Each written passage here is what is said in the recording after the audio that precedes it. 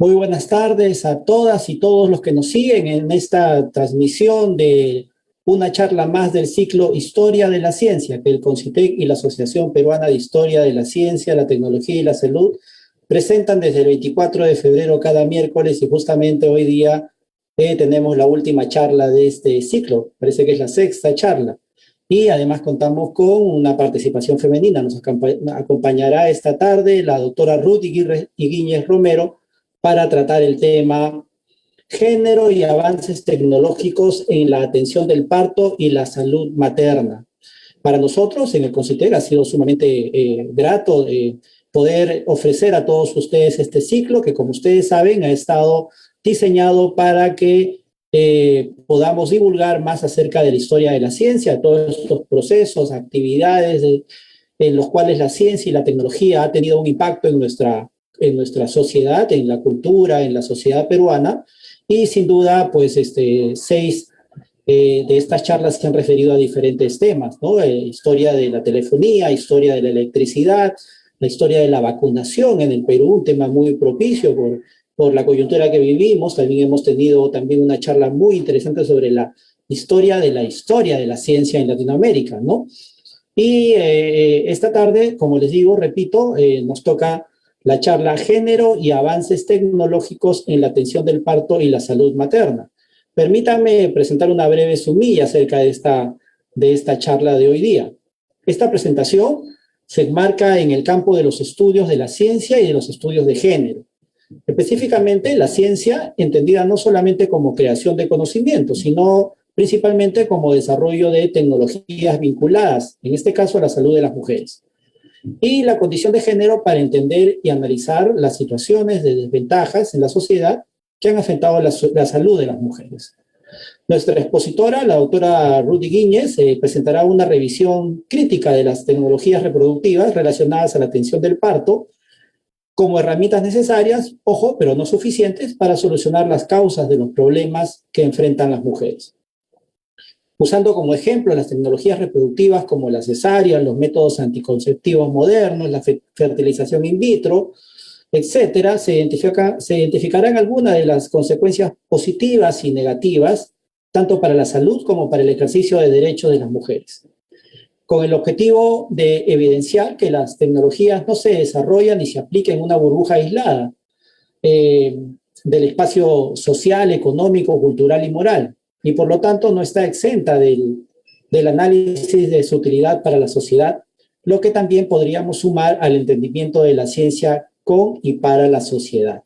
Permítanme ahora, por favor, compartir una diapositiva para conocer a nuestra expositora del día de hoy. Ella es Ruth Higuíñez Romero.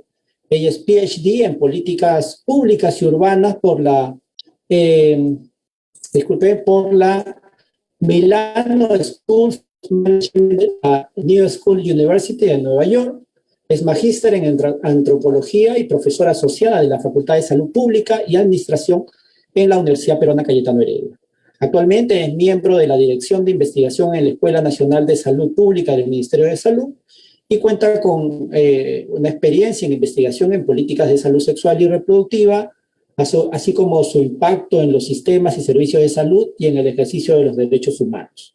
Ha sido también investigadora en el Departamento de Humanidades y Ciencias Sociales de la Universidad de Deusto, España, y consultora para el Fondo de Población de Naciones Unidas, la Organización Panamericana de la Salud, diversas universidades extranjeras, locales y otras instituciones. Bueno, entonces luego de esta presentación, por favor, permítame darle la bienvenida a la doctora Ruth Higuíñez. Doctora Higuíñez, muy buenas tardes, el micrófono es suyo. Buenas tardes, Neido. Saludos a todos y todas las que están presentes. Un gusto estar con ustedes esta tarde. No sé si me escuchan bien. Sí, la escuchamos bien. Aprovecho también para invitar al público que nos sigue, por favor, durante la charla pueden alcanzar las preguntas a la doctora Higuíñez a través del chat del Facebook, a través del video que se está retransmitiendo en este momento. Doctora Higuíñez, continúe. Gracias. Voy a compartir la presentación con ustedes para poder empezar.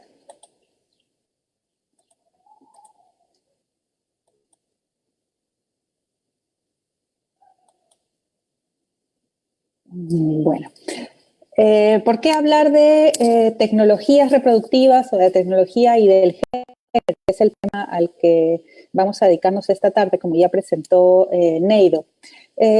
Lo que yo les quiero plantear son algunas preguntas y reflexiones sobre la importancia de mirar y analizar la historia de la tecnología con una mirada de género, con preguntas que estén relacionadas a las relaciones de género, ¿no? Entonces, ¿por qué es importante esto? Porque primero la tecnología es una herramienta que no está aislada, ¿no es cierto?, sino que es creada y es utilizada por los hombres y las mujeres en la sociedad. Y entonces no están, como mencionaba Neido, aisladas o al margen de las relaciones sociales que establecemos en la sociedad, las relaciones económicas, las prácticas culturales, morales, etcétera, que compartimos hombres y mujeres.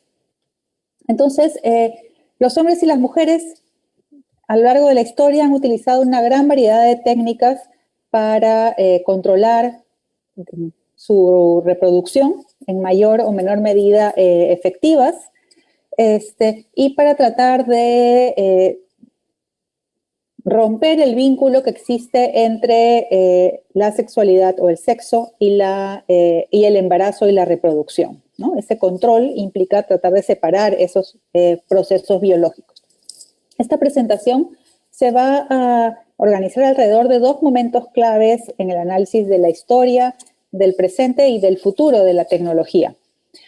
De la tecnología en general y de la tecnología reproductiva en particular. Todos los ejemplos van a estar vinculados a la tecnologías reproductivas, pero son preguntas que se pueden hacer a cualquier tipo de tecnología o de historia de la tecnología. Entonces, estos dos momentos son primero el momento en el cual se investiga, se crea y se desarrolla la tecnología, y el segundo momento viene a ser aquel en el cual utilizamos, manejamos la tecnología, la aplicamos, la ponemos en práctica en la realidad. ¿Quién controla, quién maneja, cómo se utiliza esa tecnología? Para eso quiero dejarlos con una cita. Déjenme sacar la pantalla de aquí. Una cita que ilustra un poco los conflictos y los debates que hay respecto a la tecnología reproductiva, ¿no? Entonces, desde una perspectiva de género, es muy importante y ha sido fundamental el avance en la tecnología, pero no está exenta de algunos problemas también, ¿no? Entonces, estos autores mencionan que para la mujer el desarrollo de la tecnología de atención de salud reproductiva ha sido un proceso contradictorio. En un aspecto técnico, le ha dado mucho más control sobre su cuerpo y los procesos reproductivos, pero al mismo tiempo ha ampliado la capacidad de otros para ejercer control sobre su vida. Entonces, eso es lo que nos hace preguntarnos y analizar la mirada de género. La tecnología, voy a empezar hablando de las tecnologías reproductivas y anticonceptivas como ejemplo, ¿sí? El desarrollo de las tecnologías sanitarias y reproductivas en particular, íntimamente relacionadas con los procesos biologicistas y biomédicos de la salud, la enfermedad y el cuerpo de la mujer, han dejado de lado el impacto o la influencia que tienen los determinantes sociales, lo material, lo social, lo cultural y lo moral, que tienen en el origen y en la solución de este problema, ¿no? Vinculado sobre todo a la reproducción y a la salud. A lo largo del siglo XX, gracias al avance en las investigaciones científicas y biomédicas, se empezaron a desarrollar procedimientos y otras intervenciones tecnológicas para la atención del parto, como la cesárea, el ultrasonido, el monitoreo fetal, por ejemplo, para la anticoncepción, como el preservativo, que está presente desde el siglo XVIII, la píldora y sus diferentes variantes, los inyectables, los implantes, y también el tercer campo de reproducción, más actual aún, es el de la reproducción asistida a través de la fertilización in vitro y otras técnicas más recientes. Estos tres momentos de la reproducción o aspectos vinculados con la reproducción de las mujeres han generado rápidas y importantes mejoras en la salud y en la vida de las mujeres, ¿no? Tanto para prevenir o detener un embarazo, para llevarlo a cabo con buen término y de manera saludable, como para buscarlo en caso de que biológicamente no les fuera posible. Entonces, en todo el espectro, la tecnología ha sido bien importante y continúa siendo importante. A partir de la década de 1960, el desarrollo tecnológico en el campo reproductivo se incrementa notablemente, gracias a la influencia de los intereses de los movimientos feministas que buscaban mejorar la estabilidad de las mujeres para controlar su propia fertilidad, los estados y los grupos de interés preocupados por las implicancias políticas que tenía el crecimiento y la distribución de la población en el mundo, y el potencial económico y de ganancia de las compañías farmacéuticas, sobre todo en el contexto de la expansión económica y en el contexto de la Guerra Fría, que como para el caso del Perú ilustra bien Necochea. Hasta entonces, a nivel mundial, los métodos de control de fertilidad masculinos eran los más utilizados por las parejas. Los métodos hormonales dejaron de ser una preocupación y una prioridad para los científicos e investigadores solo desde que la píldora para las mujeres salió al mercado. Azpilicueta en un estudio menciona que es muy complejo encontrar fármacos que igualen o mejoren la seguridad, la eficacia y la reversibilidad de las píldoras anticonceptivas femeninas. No ha habido, menciona él, un claro consenso sobre la forma de medir el éxito para suprimir la espermatogénesis. Estos fármacos, al usarlos, solo han presentado efectos secundarios significativos, tales como la pérdida de la libido y la disfunción eréctil. Menciona también otro ensayo para promover o para desarrollar anticonceptivos hormonales masculinos, pero que se inició en el 2003 y a 3 años después, en el 2006, se suspende por razones poco claras. Al parecer tenía efectos secundarios no deseados. Entonces concluye, el anticonceptivo masculino hormonal ideal con las características mencionadas aún no existe. Es importante notar cómo se van desarrollando estos criterios y estas justificaciones. ¿Por qué? Porque en cambio la investigación y el desarrollo de nuevos y mejores métodos anticonceptivos para mujeres continúa siendo priorizado. Tal es así que, como ven ahí, la lista de los 20 métodos anticonceptivos aprobados por la OMS solo incluye 3 dirigidos o que involucran directamente a los hombres. Entonces, la investigación sobre los efectos secundarios y la valoración de cuáles son tolerables, mínimos o aceptables y qué riesgos son soportables no parecen estar exentos de las consideraciones de género. ¿Cuáles son los criterios para decidir si un efecto secundario puede ser tolerado o no por un hombre o por una mujer? Vamos a ver un poco más adelante otro ejemplo al respecto. Vemos también que en el Perú, con datos de la ENDES del 2018, se reporta que entre los métodos modernos más utilizados están la inyección, la inyección, que contiene un porcentaje de 18%, seguido por el condón masculino. ¿Sí? Estos son aquellos que se dividen por prestador, si es el prestador público o el prestador privado. El prestador público termina ofreciendo métodos que tienen que ver con, que requieren una prestación por parte del médico. Si ven ustedes en la gráfica, la píldora, ¿no es cierto?, tiene un porcentaje de bastante menor uso y es la única o de las únicas que depende exclusivamente de la decisión y de la aplicación de la mujer en este caso. Todos los demás requieren de un profesional de salud que los inserte y los retire. Entonces, eso es una característica común que empieza a ser tendencia en los métodos anticonceptivos que se están desarrollando regularmente y más intensamente.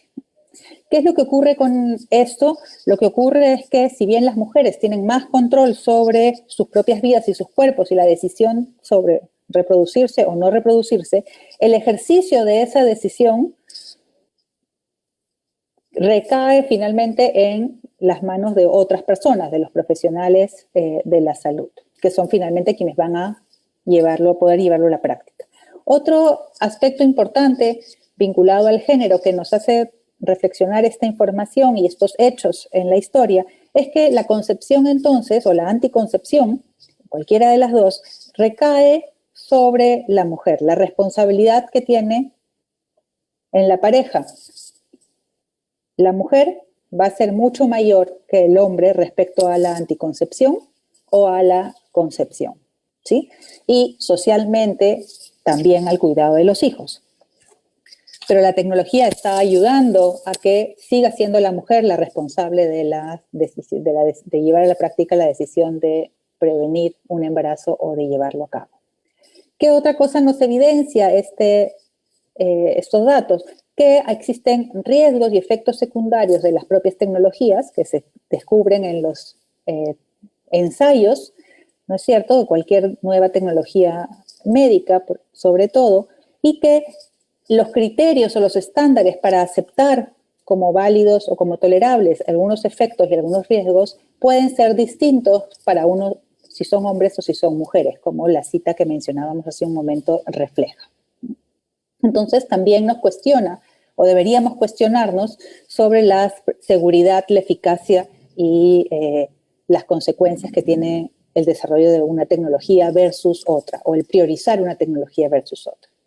Este cambio en la responsabilidad frente a la anticoncepción, si bien tiene la ventaja potencial de darle más control a las mujeres sobre sus vidas y sus cuerpos, como ya habíamos mencionado, también trae riesgos y efectos secundarios colaterales que tienen que soportar las mujeres, no solamente en sus propios cuerpos, sino también en el servicio y en el proceso de recibir la atención y la implantación de estos métodos.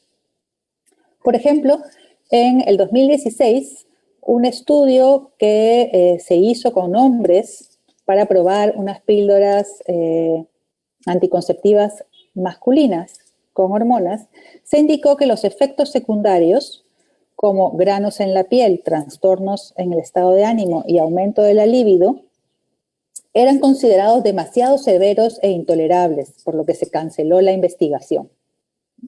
Este es un reporte de un investigador de biología reproductiva de Inglaterra, en la Universidad de Nottingham. Sin embargo, entonces, otros expertos pueden decir que los efectos secundarios reportados aquí son bastante menores comparados con aquellos efectos secundarios que sufren las mujeres cuando toman la píldora anticonceptiva hormonal o cualquier otro método anticonceptivo, que incluyen ansiedad, aumento de peso, náuseas, dolor de cabeza, reducción de la libido y coágulos sanguíneos, por mencionar algunos. Entonces, otra doctora, Campo Egelstein, directora del Instituto de Bioética y Humanidades de la Universidad de Texas, menciona que no hay una píldora anticonceptiva masculina, no porque la ciencia o la tecnología no lo permita, sino porque no se han hecho suficientes estudios. Dice, es claro que la pastilla anticonceptiva, y la estoy citando, la pastilla anticonceptiva masculina no existe no por un tema científico, sino por un tema de género, de normas sociales. Se le puso ese trabajo exclusivamente a la mujer. Entonces, ya la mujer entonces empieza o sigue asumiendo la responsabilidad de tener que controlar o manejar la reproducción. El segundo tema que quería traer a discusión esta tarde está relacionado con el manejo y el control sobre la tecnología disponible. Entonces, una vez que ya tenemos la tecnología, hemos mencionado algunos problemas en el desarrollo de esa tecnología que podríamos analizar, pero si ya tenemos la tecnología creada, la segunda pregunta tiene que ver con cómo se aplica y está relacionada a esta gráfica que mencionaba aquí, ¿no es cierto? ¿Quién va a decidir y a utilizar esa tecnología?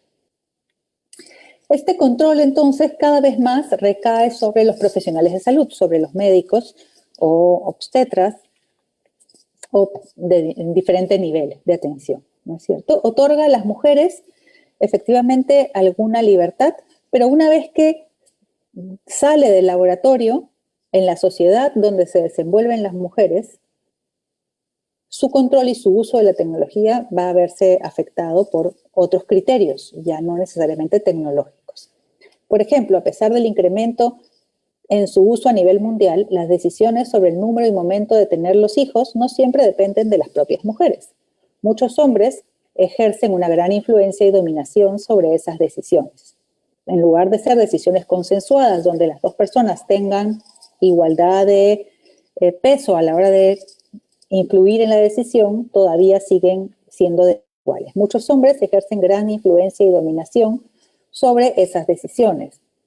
En primer lugar, el hombre puede tener opiniones y preferencias distintas a las de su pareja. Con eso no hay ningún problema. El tema viene a ser cómo es que se ponen de acuerdo o no y cómo se negocian esas decisiones. En el Perú, un estudio de 1989 concluye que los esposos tenían la última palabra en relación al número de hijos, al uso y la selección de métodos anticonceptivos. En un estudio más reciente en Piura sobre decisiones reproductivas, Guerra y Guiñez concluyen que los hombres continúan ejerciendo influencia, pero además el peso social puesto en la pureza e inocencia de las mujeres en relación al sexo son determinantes para explicar el poco acceso de métodos anticonceptivos antes del primer embarazo. Pues además de las parejas y las familias, los estados también ejercen influencia en las decisiones reproductivas de las mujeres, ya sea directa o indirectamente, a través de las leyes, de la disponibilidad de métodos anticonceptivos en los servicios de planificación familiar o en los servicios de salud públicos.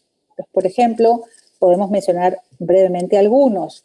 El plan de planificación, el programa de planificación nacional, la política de esterilizaciones quirúrgicas forzadas implementadas durante los 90, la legislación respecto a ofrecer o no la píldora del día siguiente en establecimientos públicos, cuando sí se ofrecía en establecimientos privados. La prioridad, como vimos en el cuadro anterior, de ofrecer métodos de larga duración que requieren la inserción por parte de profesionales de salud y no de la propia mujer que decida en qué momento usarlos y en qué momento dejarlos de usar. Esta pérdida de control también se ve reflejada en los procesos de medicalización de parto, empujados en parte o promovidos en parte por los médicos, las obstetras, que, como afirma los y colaboradoras, está vinculado a la especialización profesional en el campo médico desde inicios del siglo XX y que posiciona a los médicos y especialistas como conocedores de conocimiento de las respuestas y de las soluciones frente a los problemas que vive el país y representan las mujeres que están en proceso reproductivo. Entonces, no solamente es un espacio individual y biológico, sino que está claramente influenciado por las relaciones sociales y políticas y económicas en las que se viven. Vemos en esta diapositiva, quería mencionarles dos referencias justamente de este estudio sobre Piura, ¿no? Tienen que ver con la capacidad de decisión y el manejo que se le atribuye o que se le permite a las mujeres. En el ejemplo de la atención al parto, se ha permitido que las mujeres, la tecnología ha permitido que las mujeres mueran en muchísimo menor cantidad. La disminución de la mortalidad materna ha sido significativa gracias a la tecnología, a las cesáreas, a las transfusiones, ¿no es cierto? Y una serie de cuidados que se pueden dar solamente en el ámbito hospitalario. Sin embargo, son los profesionales de salud los que utilizan esa tecnología, los que tienen el conocimiento y saben qué criterios utilizar para decidir el mejor momento para su uso. Entonces, lo que ocurre es que dejan de lado a la propia mujer, quien se convierte en un cuerpo u objeto sobre el cual se aplica la herramienta tecnológica. En última instancia, son los médicos o los profesionales quienes tienen acceso a la tecnología, a la interpretación de los resultados de esa tecnología, a los hallazgos y a cualquier estrategia médica que pueda ser necesaria aplicar. Al ponerse en manos de los profesionales, la mujer cede su capacidad de decidir, esta capacidad que habría ganado con los métodos anticonceptivos, por ejemplo, sobre su reproducción, sobre su cuerpo, y se restringe a ser paciente, a colaborar, como mencionan varias de las entrevistas, a colaborar y seguir las indicaciones, a estar calmada, a cuidarse, a acudir a sus controles. Como parte de un estudio centrado en identificar las relaciones de poder entre profesionales de salud y mujeres que realizamos, estas citas que voy a mencionar recogen un poco la experiencia de tanto profesionales como de las propias mujeres en esta negociación a la hora de recibir los servicios y de brindar los servicios, que en muchos casos terminan ocasionando situaciones de violencia, y lo que más recientemente se está estudiando como parte de problemas de violencia obstétrica. Tenemos entonces una cita que quería leer. En algunas ocasiones la mujer no quiere hacer caso a las indicaciones. Tenía un sangrado, le dijimos que tenía que intervenirla, no quiso, se dijo que se iba a una clínica, tuvo que volver y el médico dice, tuve que llamar a un fiscal hasta que comprendió la mujer que debía hacerse la cesárea, ¿no es cierto? Y dejarse intervenir. Entonces vemos cómo su posición queda totalmente reducida, ¿no es cierto? Y en su capacidad de decisión queda en manos de hasta un fiscal que tiene que aplicarla e imponer la decisión del médico. Idealmente el médico la va a tomar, ¿no es cierto? O esperamos que la tome en función a la información tecnológica que la tecnología le brinda y a su conocimiento técnico. Pero también sabemos que no siempre ocurre de esa manera. Sobre todo lo vamos a ver como en los casos de la cesárea, de las decisiones de cesárea, el cuadro de la ENDES que tenemos al costado menciona también que el porcentaje de nacimientos por cesárea en el país varía muchísimo según el grado de instrucción de la madre y según el quintil de riqueza. Y eso responde no necesariamente a criterios biomédicos o estrictamente tecnológicos. A nivel mundial hay estudios que demuestran que el porcentaje de cesáreas debería ser igual en todas las mujeres, ¿no es cierto? El posicionamiento de una mujer o de su característica, de su nivel educativo, no tendría que influir en la probabilidad de necesitar o no necesitar una cesárea. Entonces, vemos en esta gráfica cómo el criterio técnico no es el único que está jugando a la hora de decidir utilizar o no utilizar determinada tecnología como la cesárea. Tenemos certeza, y no hay ninguna duda, que las tecnologías reproductivas y las tecnologías obstétricas en particular han permitido mejoras importantísimas en la salud de las mujeres, sobre todo en la reducción de la mortalidad materna. Sin embargo, también han contribuido con la medicalización del parto y del embarazo, con un cambio en las relaciones de poder y de género al trasladar el parto de un espacio familiar y doméstico de dominio femenino a un espacio público institucional con supremacía masculina en el médico, en la figura del médico, y la inclusión de criterios que exceden aquellos que son propiamente técnicos o tecnológicos. Una consecuencia de este cambio es la progresiva desvaloración de los conocimientos y de las experiencias que tienen las mujeres sobre su propio cuerpo y el manejo del parto, y un incremento en el uso extendido de métodos invasivos, la naturalización de la cesárea, la patologización del parto, que siempre se ve como potencial riesgo. Vemos también que esto tiene consecuencias desde el punto de vista de los derechos. de las mujeres y también desde el punto de vista de la salud física y mental de las mujeres.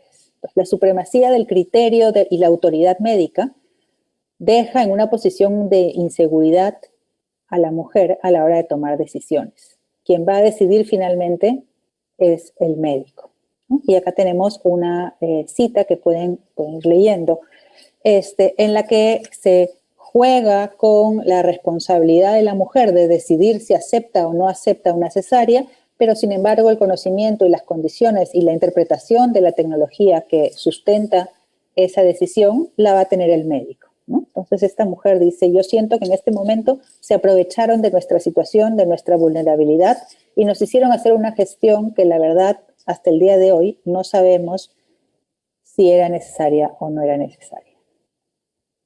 Otra mujer a la que entrevistamos en este estudio, en un estudio en Piura, mencionaba, me hicieron una episiotomía horrible.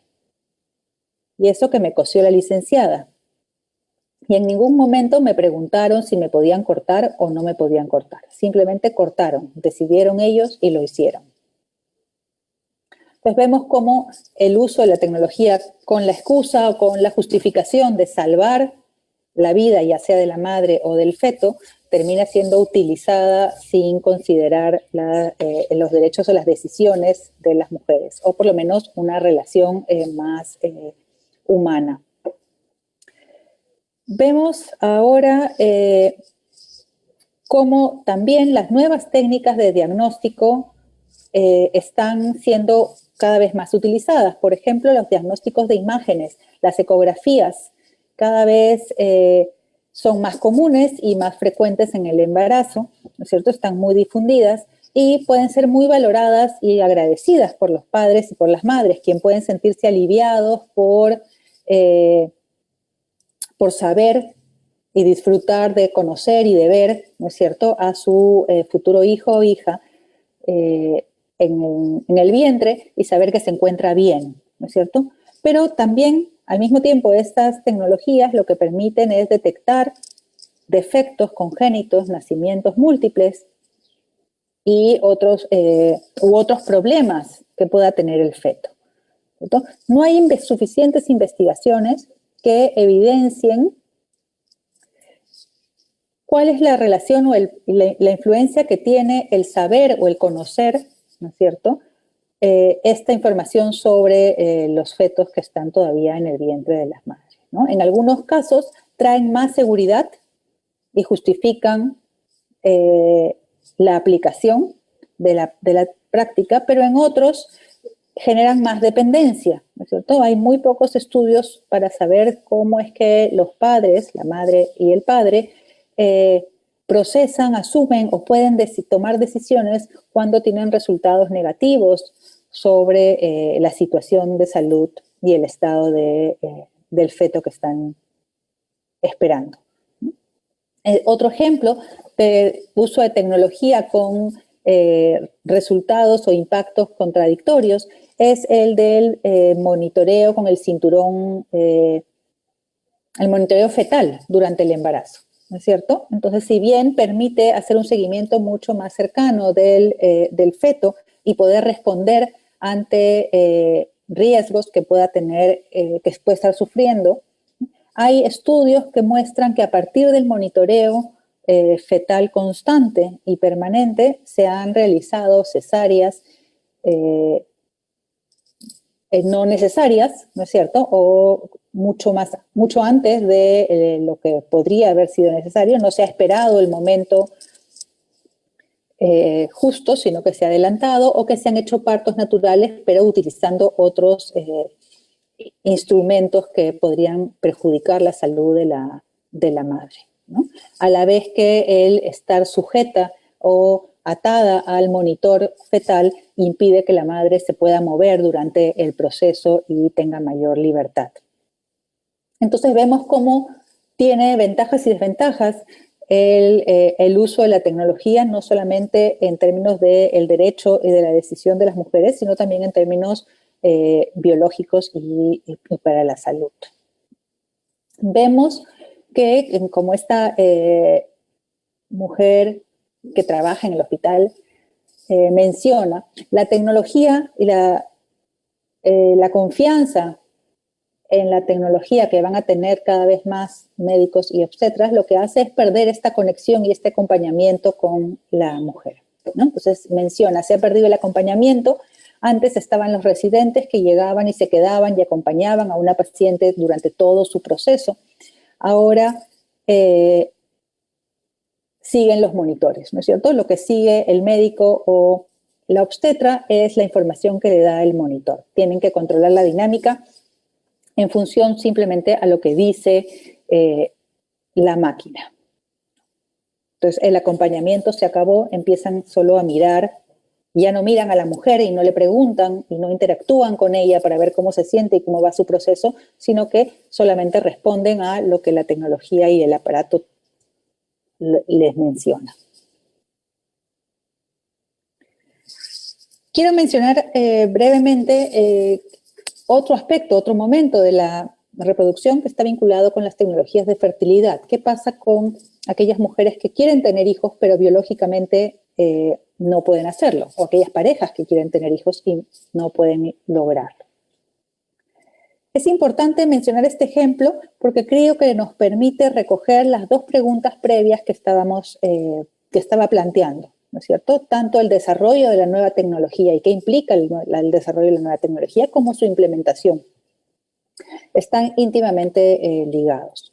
Y aquí lo que les voy a mencionar es más bien un resumen de un estudio de Serrano y Linares sobre las tecnologías reproductivas.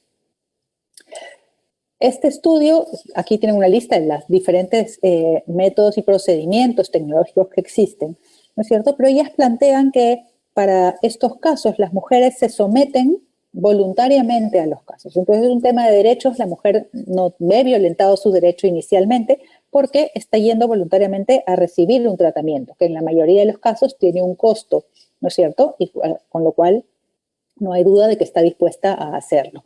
Sin embargo, este acto, esta acción de ir voluntariamente, de decidir voluntariamente, implica decidir voluntariamente ceder control sobre su cuerpo y ponerse en manos de del procedimiento, de los médicos que realizan ese procedimiento. La fertilización in vitro implica una serie de técnicas invasivas para extraer los óvulos, manipular los óvulos, ¿no es cierto?, con intervenciones quirúrgicas que son dolorosas y que implican periodos de recuperación. Entonces, hay una serie de condiciones y de procedimientos que, si analizáramos las ventajas y desventajas, ¿no es cierto?, los riesgos y las consecuencias podrían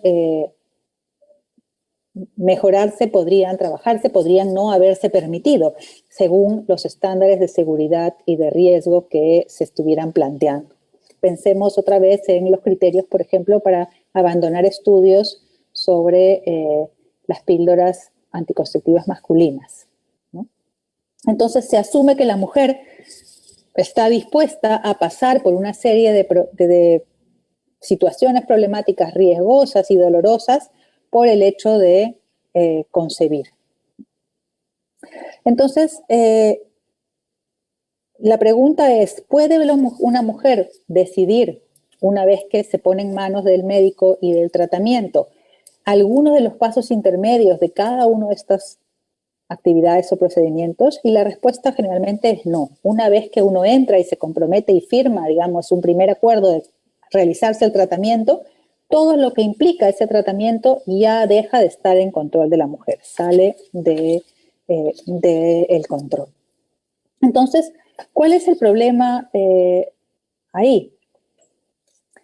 En primer lugar, existe la tendencia a considerar que los avances tecnológicos en materia de reproducción humana, sea anticonceptiva, el parto o la reproducción asistida, son temas que solo pueden ser discutidos por quienes entienden de la tecnología y de la ciencia, ¿sí? Es decir, por el personal capacitado, por el personal médico. En la sociedad actual se parte del supuesto de que las diferentes fases y sutilezas y mecanismos de las nuevas tecnologías no son de dominio público, no las sabe todo el mundo, ni son fáciles de comprender, y menos aún por las mujeres. Por ello, pareciera que la profesión médica empieza a tener, o fortalece su investidura de conocimiento, de autoridad ética, de autoridad moral, ¿no es cierto?, y de conocimiento científico respecto a cómo se realizan los procedimientos, cómo se detienen los procedimientos y cómo trabajar, digamos, en la relación con las mujeres o pacientes en el caso de estos tres diferentes procesos, ¿sí? Otra cara de la falta de participación de la mujer en estas decisiones que atañen a la reproducción se encuentra no solamente en el manejo tecnológico, sino también en el excesivo paternalismo o las relaciones de género, otra vez, que van a permear la relación entre médico y paciente, ¿no? Entonces, este paternalismo se refleja en los profesionales de la salud, en los familiares varones, generalmente, y en muchos de los actores sociales con los cuales las mujeres interactúan. Quiero entonces mencionar que he mencionado y analizado algunos ejemplos distintos de tecnologías reproductivas que han sido muy importantes para lograr, ¿no es cierto?, la realización de los deseos y las decisiones reproductivas de muchas mujeres en el mundo y de muchas parejas, ¿no es cierto? No se podría imaginar ahora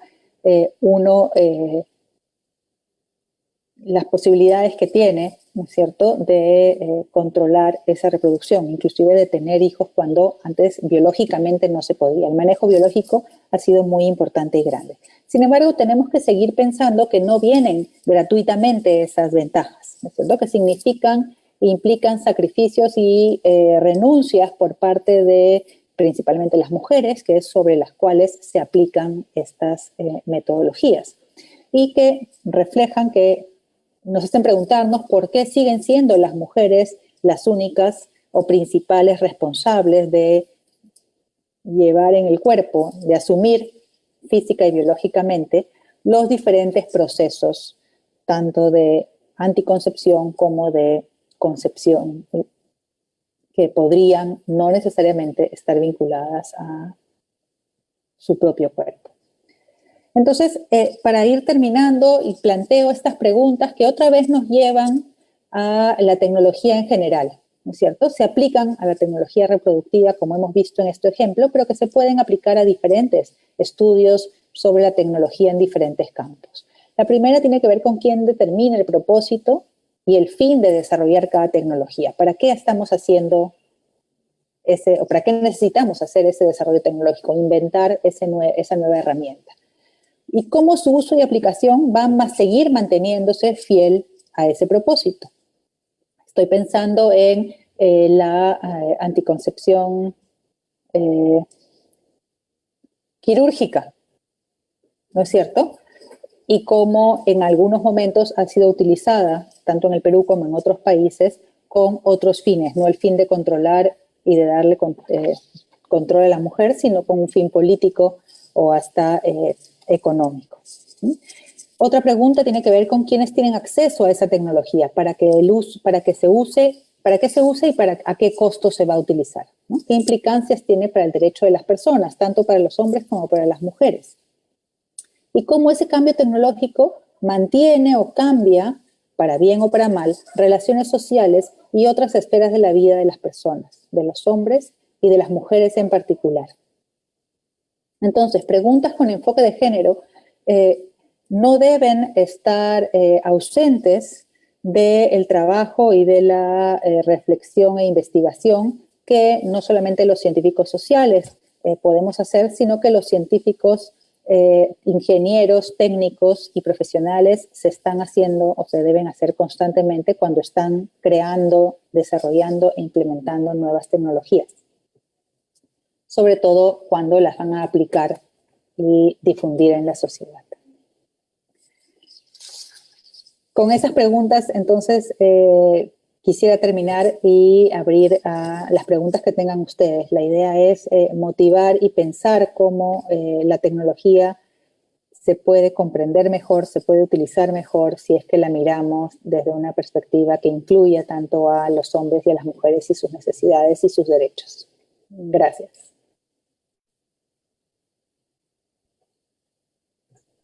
Gracias, Ruth. Si puedes dejar de compartir, por favor. Sí, termino con esta diapositiva también.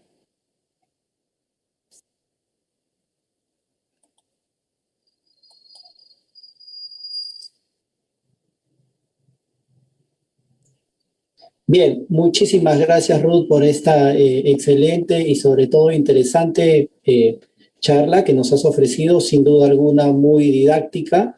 El público ha podido ver a través de estos minutos de tu presentación o conocer cuánto ha avanzado la ciencia en este sentido, ¿no? Porque el avance de la tecnología que hemos hoy día visto listado en tus diapositivas es producto de la investigación científica, ¿no? Hay una investigación científica permanente en este campo de la salud y de la reproducción.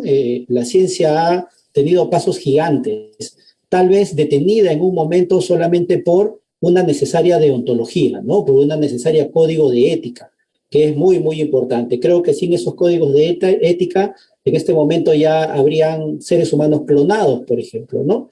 Ese es el avance en la reproducción. La doctora Higuíñez nos ha centrado, ha presentado su charla en tres aspectos o tres partes de esta ciencia y tecnología de la salud materna, que es primero la tecnología aplicada a la anticoncepción. Nos habló de 20 métodos que no sé si la palabra sea aprobados, pero sí reconocidos por las organizaciones mundiales de salud, o la OMS. Luego de las tecnologías aplicadas al parto, pues estamos viendo antes, durante y después, ¿no? Aplicadas al parto, cómo la mujer en este sentido ha ido en cierta desventaja. Hemos visto unos cuadros muy interesantes que luego nos ayudarán para hacer algunas preguntas, y las tecnologías aplicadas a la reproducción in vitro, ¿no? A la reproducción asistida, perdón, ¿no? Y en todas ellas, la tecnología, pues, como les digo, ha tenido un rol importantísimo. Es más, la situación ahora es que tal vez la tecnología, no sé si será la palabra correcta, sobrepasado la voluntad humana y a veces ha actuado y la persona siente que no decide, sino que es la tecnología la que le pone diferentes situaciones, ¿no? Para que se inmiscuye más en este proceso, ¿no? Ruth también nos habló, por ejemplo, en la primera parte de estos métodos anticonceptivos, sobre todo de estos 23, solamente se refieren a una actuación del hombre como actor principal, y desde el preservativo masculino que aparece, tengo entendido, en el siglo XVIII, ¿no, Ruth? Siglo XVIII, y de ahí todo ha sido métodos, o su gran mayoría métodos enfocados a la mujer, ¿no? En el Perú ya nos dice, o en el mundo, perdón, la píldora aparece con mucho más protagonismo hacia la década del 60 por tres factores, nos indica ella, ¿no? Por implicancias, obviamente, de los movimientos feministas, de los movimientos de derecho de la mujer, por implicancias políticas, ¿no? Y por implicancias económicas, que están estrechamente relacionadas las dos últimas, ¿no? Las políticas y económicas, el crecimiento poblacional en los países de todas las regiones, cuánto es el costo de tener una mayor población, si es conveniente regular este crecimiento poblacional, y ahí aparecen estas métodos anticonceptivos. Ruth, yo quisiera alcanzarte ahora algunas preguntas de nuestro público. Yenisa nos dice, bueno, te felicita, muy interesante. Quería saber si habría manera de incorporar sus investigaciones en el Plan Educativo Nacional para promover una política de reproducción nacional desde la educación básica regular. ¿Qué piensas tú al respecto?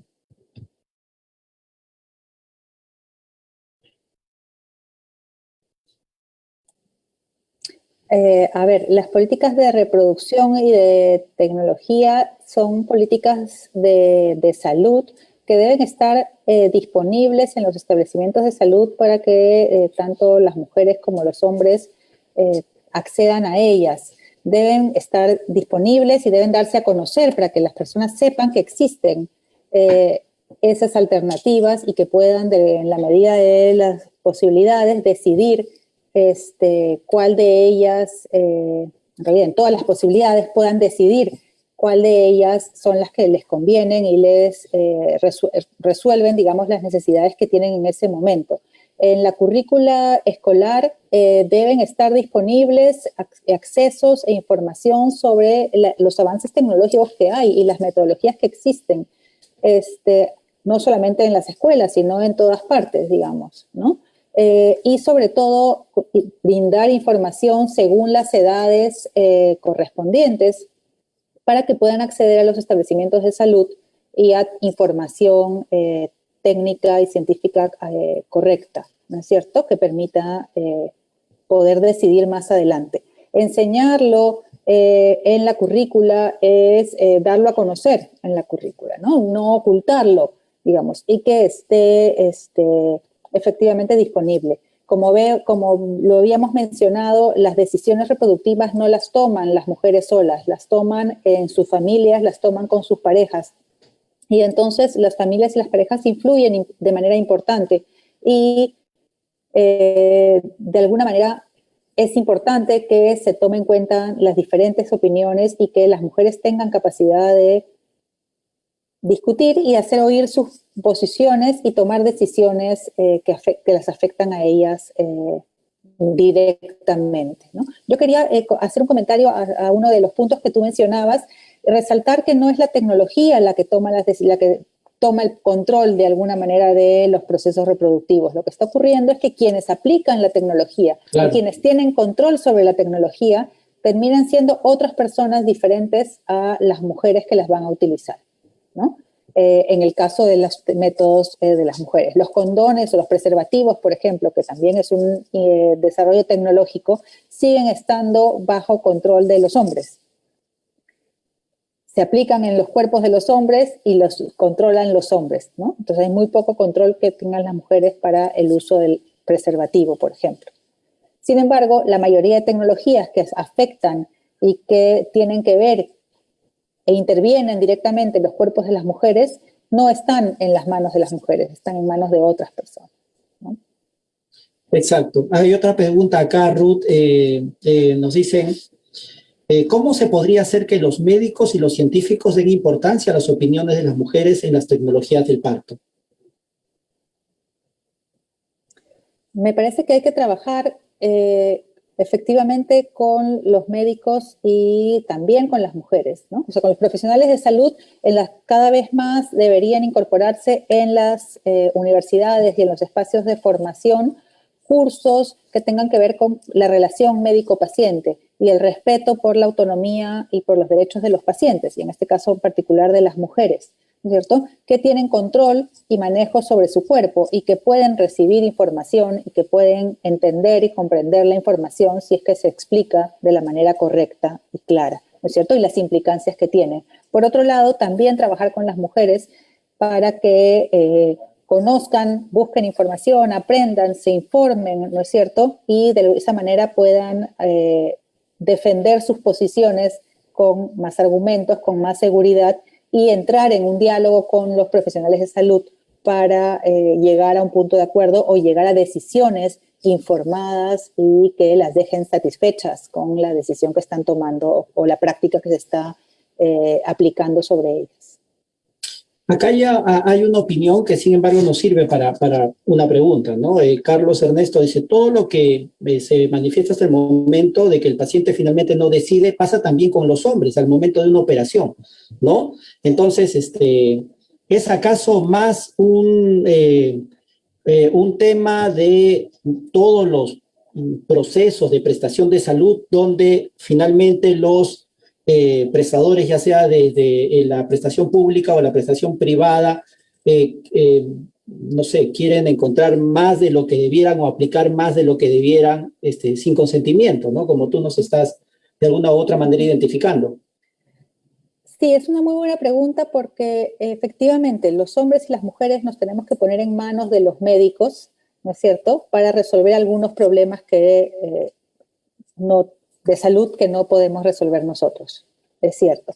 Pero en el caso de las mujeres y de la salud reproductiva en particular, es bastante más grave el problema o más desigual el problema. ¿Por qué? Porque muchos de los problemas reproductivos no dependen o no están relacionados con la vida y la muerte de las personas, ¿no es cierto? No es un problema de salud. Cada vez más se ha ido patologizando, como se dice, o se ha ido convirtiendo en el embarazo y en el parto en un problema de enfermedad, de peligro, de riesgo, ¿no es cierto? Pero esos procesos son procesos naturales que ocurren en los cuerpos de las mujeres y que no, en la mayoría de los casos no llevan a complicaciones, ¿no es cierto? Y que son decisiones que se pueden tomar. Una mujer se debería embarazar por decisión propia y entonces debería mantener, ¿no es cierto?, esa autonomía y esa decisión sobre el resto del proceso. Y la otra razón es que son procesos que ocurren a lo largo de toda la vida de la mujer. La mujer está, el proceso, en la etapa reproductiva de la mujer implica la mayor cantidad de años de vida de esa mujer. Y entonces es una relación de desigualdad o de alguna manera de inferioridad, ¿no es cierto?, frente al médico, una mucha mayor cantidad de tiempo en la vida. Los hombres se enfrentan, digamos, a esa relación en situaciones muy puntuales para responder a una enfermedad muy puntual, que luego se revierte o se rompe en el resto de su vida. Las mujeres, al estar un proceso más largo, las pone en una situación de desventaja y de desigualdad frente a los médicos también. Ruth, el Perú cada vez más es más urbano que rural, ¿no? Y en ese sentido, como que el conocimiento tradicional va retrocediendo hacia el conocimiento científico. No sé, bueno, si esto sea bueno o malo, pero me sirve para preguntarte, ¿por qué crees entonces que el uso de la píldora no se ha masificado en el Perú? ¿Por qué no es mientras que en otros países sí se ha masificado, en el Perú no? ¿Cuál es la reticencia que no permite esto? A ver, mi análisis de por qué no ocurre eso es porque la tecnología, vuelvo a mi planteamiento inicial, la tecnología en sí sola no está exenta de la sociedad, ¿no es cierto? Y en la sociedad peruana, la mujer tiene que ser autónoma y debe poder tomar decisiones y debe tener las mismas posibilidades de llevar a práctica esas decisiones. Para eso necesita una serie de circunstancias, necesita poder ser autónoma, poder tener conocimientos y instrucción, poder tener ideales y decisiones, perspectivas de futuro, ¿no es cierto? ¿Qué es lo que quiero hacer? Planes en la vida, ¿qué es lo que quiero hacer? ¿En qué momento de ese plan entran los hijos? Si se quieren tener, ¿cuál es la relación de pareja que voy a tener? ¿No es cierto? Entonces, la píldora implica una serie, asume una autonomía y una posición de la mujer capaz de tomar decisiones, de implementarla, ¿no es cierto?, que se va logrando y que el país todavía no contribuye a lograr a través de hace pocos años recién las mujeres tienen ya igual de nivel de educativo que los hombres, ¿no es cierto?, pero es relativamente reciente. Las relaciones de pareja y la igualdad en la pareja todavía no es extendida a nivel nacional. Los hombres siguen teniendo mucha más decisión e imposición sobre esas decisiones. Entonces, en ese sentido, la mujer, por más que quiera tomar la pastilla, va a ver que su decisión está siendo bloqueada, está siendo boicoteada por el hombre, ¿no? Entonces, sí se necesita cierta igualdad y empoderamiento de la mujer para asumir en sus propias manos el uso de la pastilla, por un lado.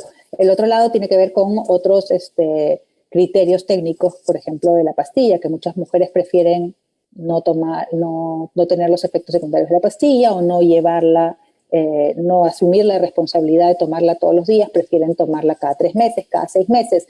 Va a depender de cada mujer. ¿no es cierto? Pero la sociedad y la posibilidad que tenga la mujer de hacer valer su propia decisión es fundamental para que puedan escoger esos métodos también. Muchas gracias, Ruth. Con esa opinión, esa respuesta, tú has podido un poco más dar también a conocer que la historia de la ciencia está íntimamente relacionada con la historia social, con la historia de las comunidades, con la historia de la sociedad misma, ¿no? Y con las relaciones de género. Y con las relaciones, exacto. Magnífico, muy buen punto para cerrar esta charla. Te agradecemos mucho, Ruth Higuíñez Romero, doctora en antropología, por haber participado en el ciclo Historia de la Ciencia. Quiero agradecer también de manera muy especial a la Asociación Peruana de Historia de la Ciencia, la Tecnología y la Salud. Tenemos a, no sé si estará presente Raúl Necochea, que es un miembro también de esta asociación, para decirnos unas brevísimas palabras antes de culminar. Tenemos un minuto, Raúl. Muchas gracias.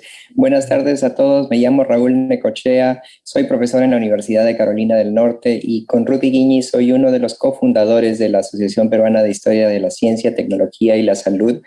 Para nosotros ha sido un gran gusto colaborar con el CONCITEC para traerles este ciclo de conferencias. Las ideas científicas que conocemos, las tecnologías que usamos, las prácticas de salud de las que dependemos, todas son producto de actividades humanas y es muy importante siempre preguntarnos de dónde vienen y cómo cambian a lo largo del tiempo y sobre todo por qué cambian y por qué no cambian. Y ahí es donde creemos que la historia puede contribuir a comprendernos mejor. Y bueno, muchas gracias a todos por venir, a Neido Hidalgo por ser el maestro de ceremonias a lo largo de todo este ciclo, a todos los conferencistas y al CONCITEC por crear este espacio que esperamos siga abierto y crezca. También queremos invitarlos a un taller que la Asociación Peruana de Historia de la Ciencia, Tecnología y la Salud estará organizando en septiembre y les voy a dejar el enlace en el chat. Espero que pueda ser visto por todos. Muchas gracias. Gracias a ti, Raúl. Tenemos ahí justamente compartiendo la gráfica del tercer taller de Historia de la Ciencia, la Tecnología y la Salud en el Perú, que organiza justamente la Asociación de Historia de la Ciencia, la Tecnología y la Salud, ¿no? Pueden enviar sus ponencias hasta el 15 de julio, todavía hay tiempo, al correo que aparece en pantalla, ¿no? Que es aphcts@gmail.com, ¿no? Con este tercer taller se va a realizar el día 24 y 25 de septiembre de manera virtual, por supuesto. Entonces, dejamos de compartir esto y no nos queda más que agradecer a todos ustedes por habernos acompañado, estimado público. Estamos seguros que el CONCITEC verá la forma de organizar un segundo ciclo de historia de la ciencia con muchos más temas tan interesantes como hemos ofrecido. De mi parte, Neido Hidalgo, especialista del programa de popularización de la ciencia del CONCITEC, les da muchísimas gracias a todos nuestros expositores, a todos nuestros coorganizadores y a todo nuestro público. Muchísimas gracias. Hasta luego. Gracias.